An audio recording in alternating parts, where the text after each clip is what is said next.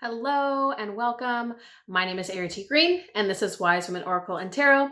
And today I am bringing you a pick a card reading on your money future or your future in or with money. So I think this will be a really good one right off the bat. I have pulled these piles already and they are just fire. All right. Not that I really use that term, but they are fire. So do stick around. If you find you enjoy this reading, like, subscribe, join the community, press the bell icon. That way you receive notifications every single time a new reading pops up. If you want to get to know more about me or my work, you can check out my website, erritygreen.com. The School for Spiritual Mentors is open now and enrolling for the Professional Spiritual Mentor Certification. You can check out those details below. Of course, I have two other YouTube channels, Psychic True Crime, Wise Women Television. Do check those out as well. And without further delay, I will place a picture up of your 3 card piles to choose from today. As always, you are choosing from left to right.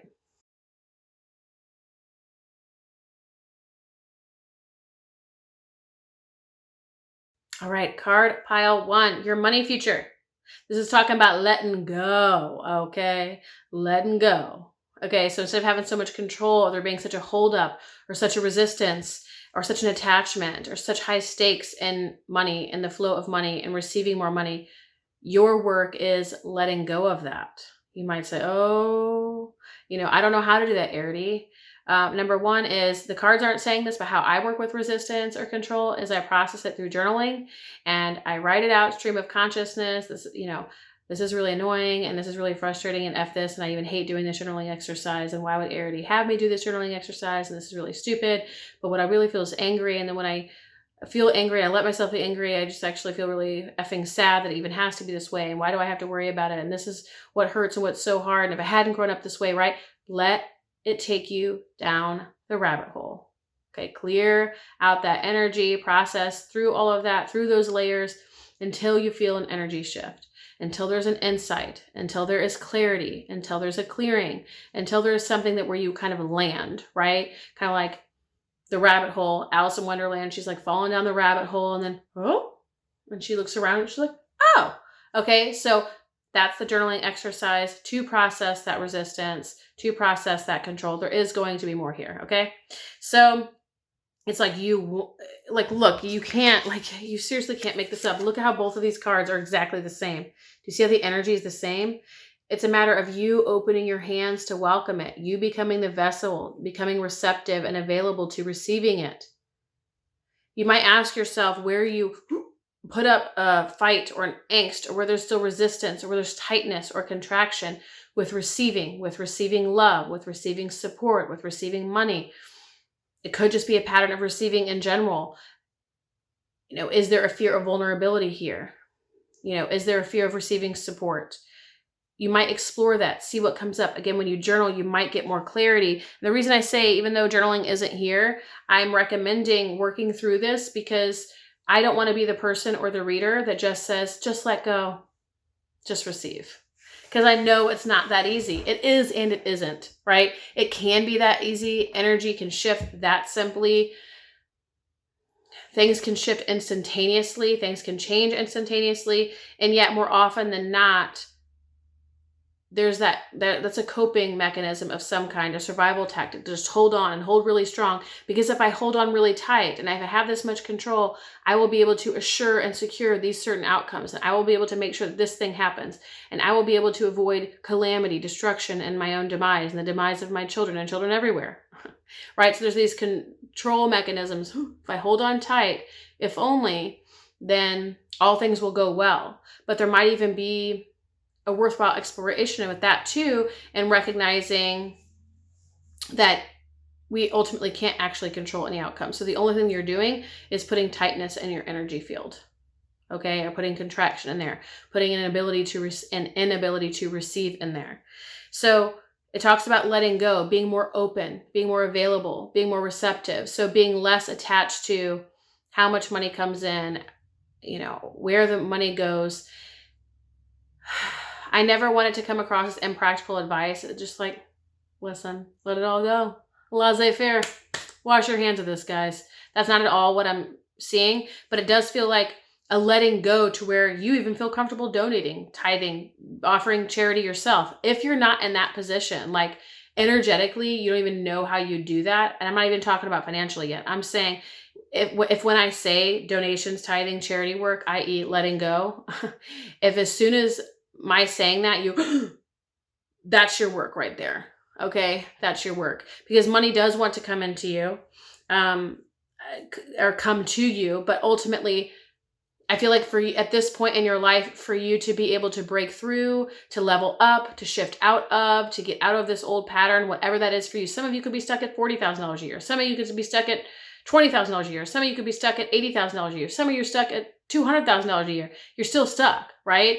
And it's going to be about this. It's going to be about you letting go. Where are you still held up in your energy field, locked up? Where is there still tension, tightness? I.e. energy field, also body, by the way. And it's exploring that, where you're still scared to receive, where you're still scared to be vulnerable, where you're scared to open, to be receptive, to connect, to become available to, right? So, some of you might be more comfortable with or familiar with or have found success in the past with securing outcomes, like doing the thing, initiating, leading, ensuring, securing. Like you feel like if I go to work and I do the thing, I secure blank, right? That's a very masculine system, and there's nothing wrong with that.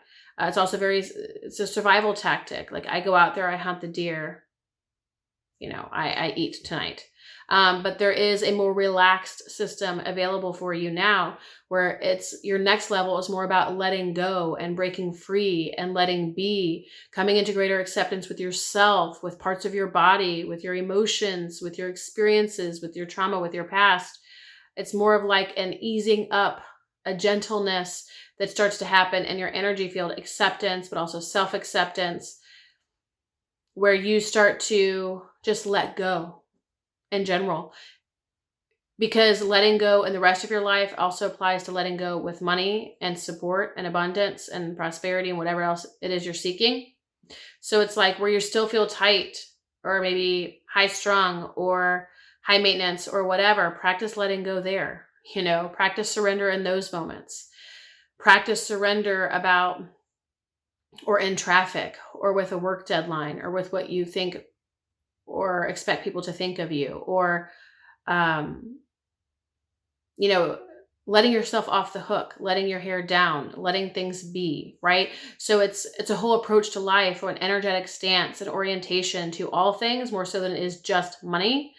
But clearly you came here to ask about money, but I feel like if you start practicing in other areas where it doesn't feel so tight and it doesn't feel like the stakes are high, you might start there.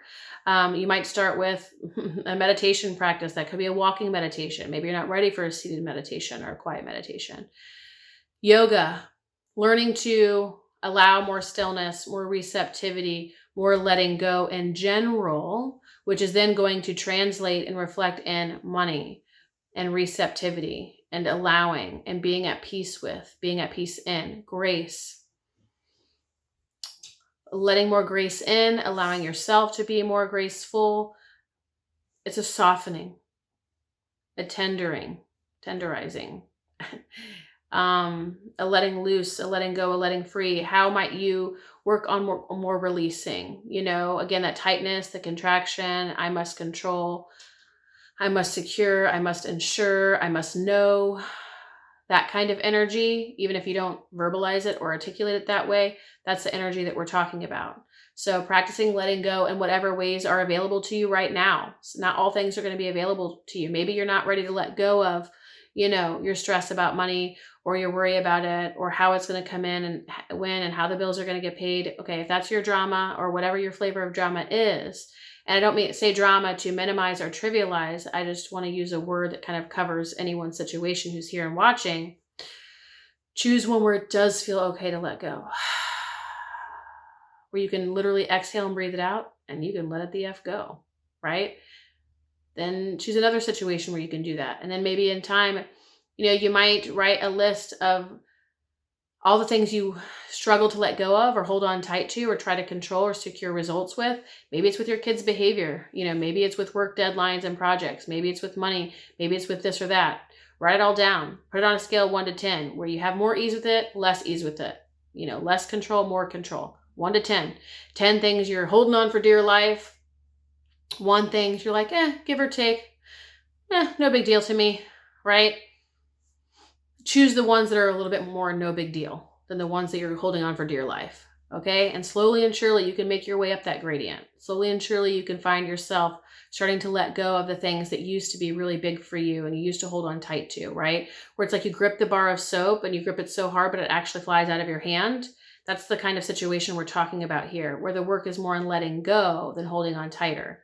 Letting go, holding on tighter. So it's like you let this room go. So just more flexibility. And then slowly and surely, you have enough space for anything to release, any contraction. Yeah, getting to a place where you can surrender, let go, be more carefree, be more liberated. Anything else? And one way to practice this is giving yourself. Okay. Yes, it could be giving to yourself, i.e. letting go, creating more space, spaciousness in your life, time, right? Opportunities to let go and unwind and let be and loosen your grip and all of those ways and more, but also how you might give to others. Ironically, giving is going to help you loosen your grip on receiving. So giving will help you loosen your grip on receiving. And then working through the resistance where you feel really uncomfortable to have someone pay for your meal, or have someone pay for your rent, or have someone give you a kiss, or tell a story from your childhood. Wherever it is you feel like you wall up, that's when you want to start looking at and practice softening. And different, again, start with the easier ones, move into the harder ones, and practice softening as much as you can. How do you practice softening? You start with those areas you feel safe. Like I said, the smaller ones that aren't too much of a big deal to just let go, let loose, let be. And then you can work your way up. And slowly and surely you're going to find that you become more relaxed in general, more open and receptive in general, more available and open in general, more willing to receive in general. And the more you relax, the softer you're going to be. You might find you feel more even feminine in some ways. You don't have to. If you identify as a man, you're like, I don't want to feel feminine. If it's going to bring you some more money, maybe you'll care about it. But either way, you're just going to find you feel softer, not as rigid, not as tight, not as high strung or high maintenance, or everything has to be just so. It's like a big sigh of relief, right? And once you have that sigh, because you've let all this stuff go, now you have room for an inhale. Catching my drift? All right, card pile 1, that is your future with money. Do share your experience in the comments, like, subscribe, or press the bell icon. Of course, the School for Spiritual Mentors is enrolling now for the Professional Spiritual Mentor certification. You can check out those details below. And otherwise, I will see you next time. Thank you, card pile 1. Okay, card pile 2. We're talking about your future with money, or your money future. So I think a big part of your soul's work in this life is to sever your vows of poverty, meaning I think many of you, if not most of you, or almost all of you, grew up more than likely in a childhood, family of origin, where things were impoverished one way or the other. So maybe it doesn't have to be like you were living homeless on the streets. It could be. It could also be that there wasn't money for field trips. There wasn't enough to go around. You didn't always have new clothes for school when the other kids did. You couldn't always guarantee that you got to, go to Six Flags, or you had to pay for everything yourself. Whatever, however, you're going to have some flavor of that in your childhood. And also likely a wound up or bound up belief system from your family, but also your own experiences within that, where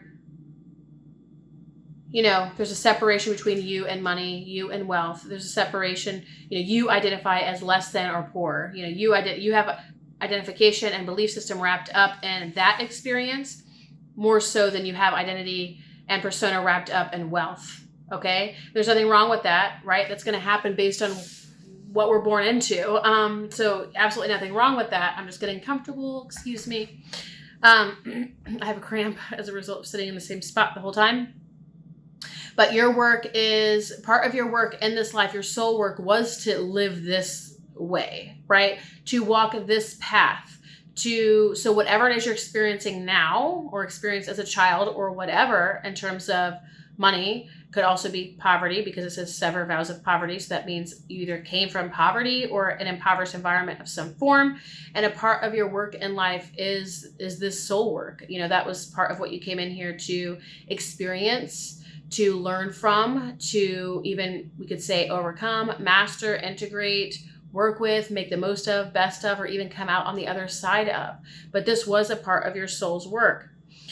You were meant to, there's something that in your quote unquote impoverishment or experience of poverty, you were going to live a simpler life that was going to keep you sort of down to earth and or humble and or simpler and or closer to nature, to the land. It's almost like, had it been different, which I feel a lot of that energy here because that's not the way it was, but had it been different, it would have kept you away from this in some way. Perhaps you wouldn't be as grounded or as authentic or as true to you, right? You would have been a different person. So there was something specific about experiencing that then gave you who you are today that was important for your spiritual journey. The values that you have today are as a result, partly, yes, with what you're born with, nature, but also nurture. And the values that you have will say, I would imagine most of you, or if not many of you, have values around, environmentalism and perhaps recycling and eating healthily or growing your own food. It doesn't have to be those things, but that flavor, that energy. And you might not have had that. Had you had everything handed to you, let's just say, and or an unlimited credit card, not saying you don't have it now, but this is what the cards are saying. That's likely not the case. And if you do, you don't feel like it, you don't live true to it, then you somehow would have been not only a different person, but you would have been separated from this experience. Like the values you were meant to carry or occupy are there for a reason. And it was a result of sort of the brewing and stewing that happened in your experience as a child. So your values are in place and they're meant to be a part of something. And had you experienced anything different, you wouldn't have had these values. You wouldn't be you. So it was your soul work to be here. There's nothing wrong with it. It's part of who you're meant to be. Now, some of you might compare yourself to others who have money or who have greater achievements or accomplishments or material wealth or material successes. And there's a message here about this is about you growing in your own strength and belief in yourself and self-worth, even without that. It's almost like when you rely on money, it gets to have power over you and it gets to be your anchoring of self-worth or belief in self. And part of your work in this lifetime was getting to know yourself without that anchor, strengthening yourself and your inner being without money because let's be honest, if you have money, especially in Western culture and a society that values materialism and wealth, a capitalist culture, it's easy to be proud of yourself or believe in yourself because you have all this money and you can get any loan that you want or any job that you want. Daddy just needs to make a call and, you drive what you want, you wear what you want. You can have this false sense of self-worth, belief in self. Then when that money goes, you don't quite feel the same anymore, do you? So my point being is you were meant to grow within yourself without the anchoring of money, meaning grow the same self-worth that the wealthy person has. And then now we're talking, right?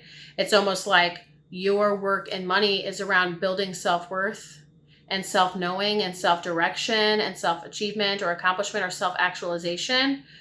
Without that, and it doesn't mean that you don't get to have that later, because we very much connect to, we talk in a minute, how you are able to gain more wealth and financial abundance or financial success and what that through line is or how you get there. But it's saying there was, again, spiritual purpose to this, and it was a part of your path, a part of your mission, life's calling, your life's work, and it is setting the stage or foundation for who you're meant to be, who you're meant to become, and perhaps even what you're meant to share.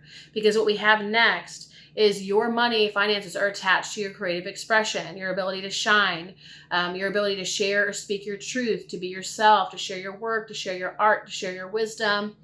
Of course, it's going to be different for everybody. Some of you may consider yourself artists or thought leaders or writers. Some of you might be people who help people, right? Are helpers and healers of the world. So perhaps you're a counselor or a therapist or a coach or a mentor or something like that.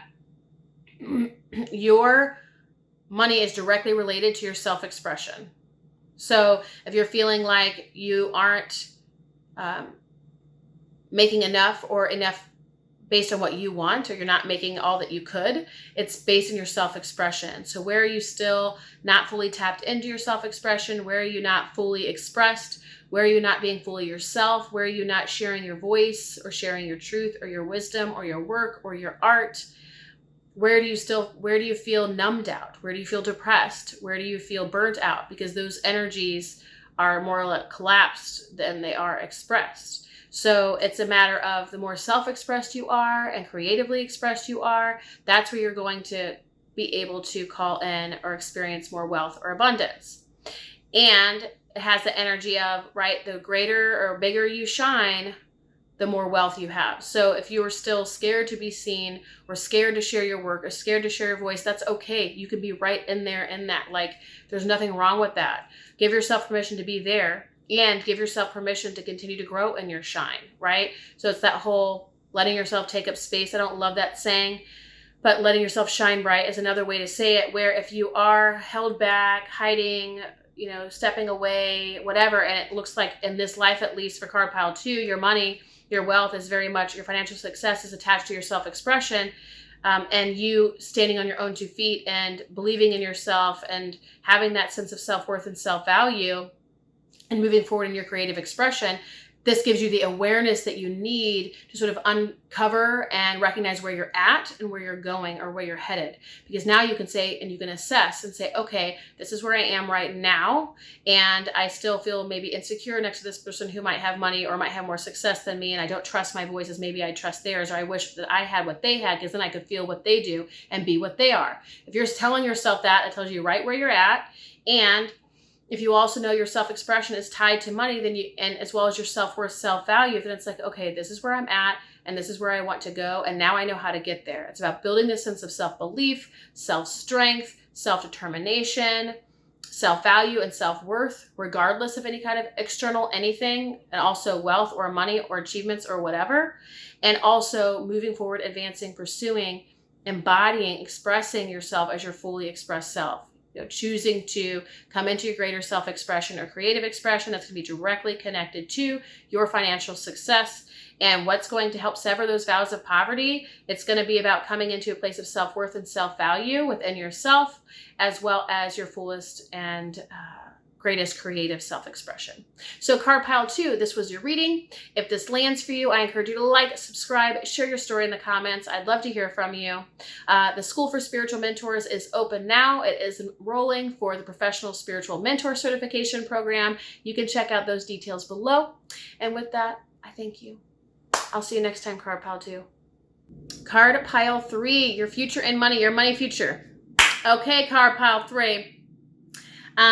Something I have to share with you is you have someone in your life who, so think some of you, or for many of you, it's going to be a partner, a spouse, boyfriend, girlfriend, doesn't matter. Maybe it's dad or mom or family, someone who is able and willing and wanting to help you, a partnership of some kind. And I feel like up until now, you haven't really let yourself enjoy or appreciate that, or sort of lean back into that and let yourself be fully supported, because you feel like you have to make a certain amount of money, or you have to help out, or you have to contribute. And I'm not saying some of these things aren't true, or that you aren't sometimes pressured by them or by you. I'm not getting truth on that one way or the other in this reading. What I am getting truth on is that you have an opportunity to let go right now and let the finances piece be and let it be taken care of by somebody else, and you're not allowing that. So maybe you have a bunch of savings or cushions saved up. Maybe you have a family member who's supporting you, or inheritance that you've received. Perhaps you have a partner or a spouse who's working and you're able to then focus on yourself for now. It's a matter of letting yourself do that, because right now is a time for reflecting, for slowing down. So this is all about soul work time, you time, doing what you got to do time, tending to your needs time. It's not telling me exactly what you're meant to do, but I feel like I feel like you know that you're meant to be processing or working through something, or allowing yourself to utilize this space for yourself.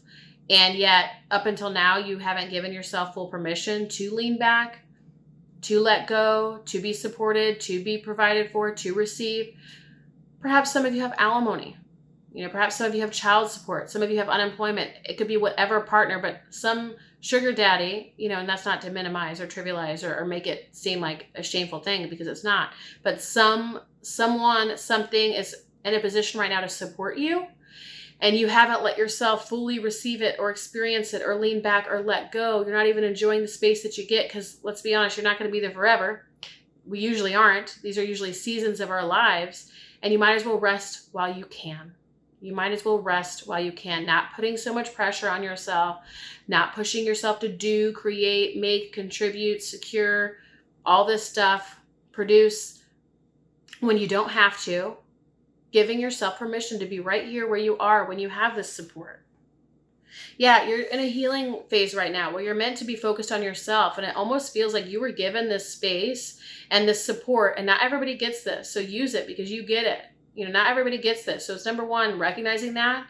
Because sometimes that helps us to give ourselves permission to really enjoy and appreciate what we do get and allow ourselves to be there and to receive it. But you were given this, it feels like, as an opportunity.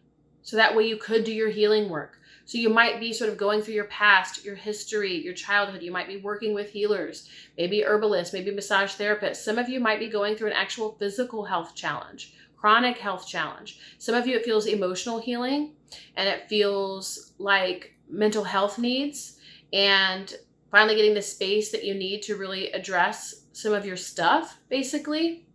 But for some of you also, it feels chronic health or acute health or a health scare or health challenge or health crisis where, this is a matter of you seeing the people and practitioners and professionals that can help you and support you, and letting someone else pay the bill, foot the bill. Not necessarily making them, but it's saying you already have someone in your corner. The whole pile is about that. So card pile 3, if that's not in your world at all remotely, then this isn't your pile. I have to trust that you came here for a reason. So, meaning I trust you. So if you chose this, I trust you to trust you, really. But if you chose this, there's a reason you're listening. So it's either something that happened in the past or will happen in the future, or something that's important for you to know. But for the most people who chose card pile 3, you're here because you're in one of those things that I just shared, and you're working through healing, and you're working through, energetic healing. You're working through processing things, we're clearing things, doing the work necessary to move through some of these old layers, old challenges. It could be trauma, abuses. It could have been past life stuff. But you're meant to be working through this and supporting yourself with that healing, and someone else is meant to be footing the bill. It's blatantly here in every way possible. There's no other way to make sense of this card pile. So that's what you're meant to be doing. You aren't meant to be pressuring yourself in anything. It doesn't mean you can't create for the sake of creating, or that you can't work if you want to, right? So a lot of people, they don't want to just sit there and just heal. They want to work. That's fine. But we're talking about the pressure to work, the pressure to perform, the pressure to produce, the pressure to secure. It's like the pressure doesn't need to be there because you have someone taking care of you. So let that be the case. Let's see what else is here. It's saying you feel like too. Okay, so it's so interesting. So the irony here is that you feel like you don't want to put the brakes on your experience, your truth, your work, your money, or whatever. Maybe some way you feel like you're missing out. Maybe some way, somehow you don't feel like you're doing what you should be doing. Maybe somehow, some way you feel like you're delaying something that's important or inevitable. Like you're delaying your destiny, your fate, your monetary success, your financial abundance. Like in some way, somehow you feel like you're missing out or pushing away by not allowing yourself to be here. Then you put all this pressure on yourself, or it could be both, right? Vice versa, like one or the other. They don't necessarily have to be like chronological in that way. But the irony is, the more you let yourself be here now, where you are now, is the faster that end game, end result outcome comes. So it's like you think that you're pushing it away by not advancing, by not pursuing, by not doing the thing, by not achieving or accomplishing or making the money or whatever. You feel like you are pushing it away or missing out or delaying it, but it's actually quite the opposite. By not letting yourself be here now, by not letting yourself take this rest, by not letting yourself allow this sabbatical, this pause, this healing room, this healing space. The more and more you deny it and push it away, the further away the end result comes, right? So ironically, it's about the more space you make for yourself and allow yourself to be here, that's directly correlated to how fast you get there. It seems paradoxical, it is, but this is the ultimate truth for you.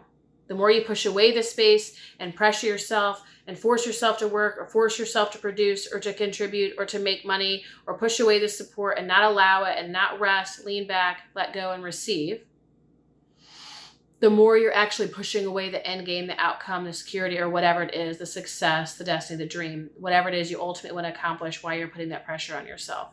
You're actually pushing that away. This is all about you leaning back, allowing, resting into the freedom that you've been given and the support that's been given to you, and allowing yourself to be there for as long as you need to be, not forward focused, inward focused, present moment focused.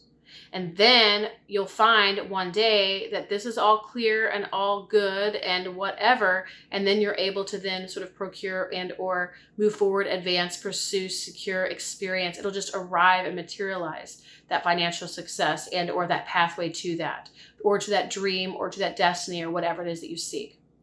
So card pile 3, your future and money is all about allowing the support that's there to support you so that you can let go, so you can be right where you are, so you can tend to yourself, focus on your own healing and your own restoration, your own recovery, whatever that is or looks like or means to you.